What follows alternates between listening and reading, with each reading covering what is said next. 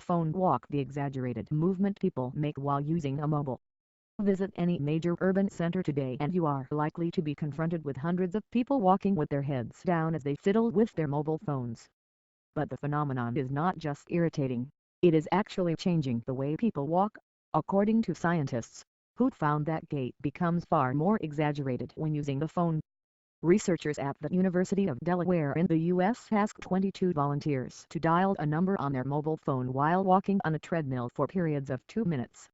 The walkers wore 62 reflective markers on the arms, trunk, pelvis and legs, which were picked up by motion cameras to measure knee flexion, hip movement and leg swing. The experiment showed that when distracted by dialing numbers, the volunteers began to walk with strange exaggerated strides, their knees bending to peak position on each step, and their ankles fully flexed, as if to give themselves as much chance as possible at stepping over tripping hazards. The researchers say that people unconsciously adopt the posture because their body senses that they are at greater risk of falling over. The large, exaggerated movements potentially help them to negotiate crowds and compensate for their diminished vision.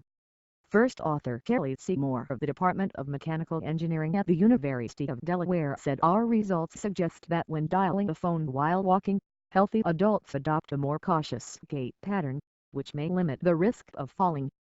Dual tasking resulted in increased stride width in our participants.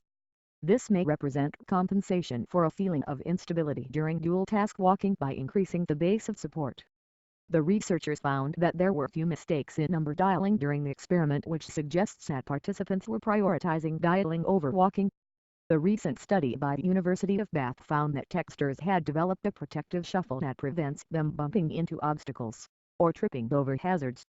They discovered that it took those texting 26% longer to complete a walking task compared to those who were not distracted by their phones. However, the new research sought to find out how gait changed when people could not slow down to help maintain their balance. They found that the exaggerated movement increased to compensate for moving faster.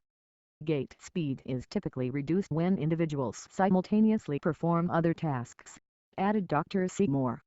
However, in today's fast-paced world, individuals are often rushed and do not choose to slow their gait speed, and even if they do, they remain more likely to fall while walking and performing another task simultaneously than while only walking.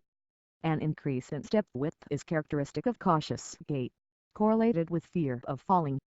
The problem of text walkers has become such a problem that last year Antwerp in Belgium brought in text walking lanes so that they do not irritate or endanger other pedestrians. The scheme is the brainchild of a local mobile phone business, Lab, which says many smartphones are broken in collisions between pedestrians. The National Geographic TV channel launched a similar initiative on a smaller scale in Washington, D.C. in July 2014, but Antwerp's are thought to be the first in Europe.